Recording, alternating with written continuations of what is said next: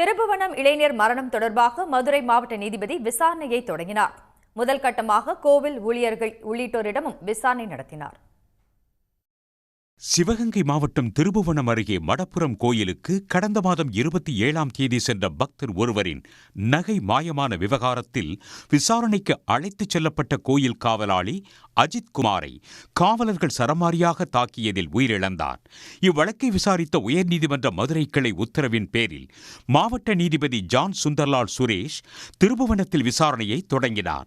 வழக்கு தொடர்பான ஆவணங்களை ஏடிஎஸ்பி சுகுமாரிடம் பெற்றுக்கொண்ட அவர் பொறுப்பு டிஎஸ்பி அமல் அட்வின், காவல் ஆய்வாளர் ரமேஷ்குமாரிடம் 30 நிமிடம் விசாரணை நடத்தினார்.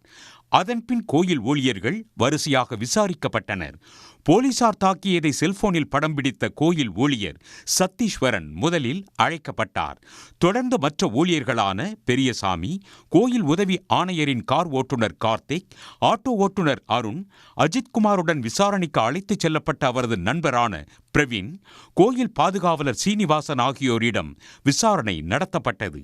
மீண்டும் சத்தீஸ்வரனிடம் நீதிபதி விசாரணை நடத்தினார். இதனிடையே திருபுவனம் காவல் நிலையம், மடப்புரம் கோயிலின் கோசாலை ஆகியவற்றையும் அவர் ஆய்வு செய்தார்.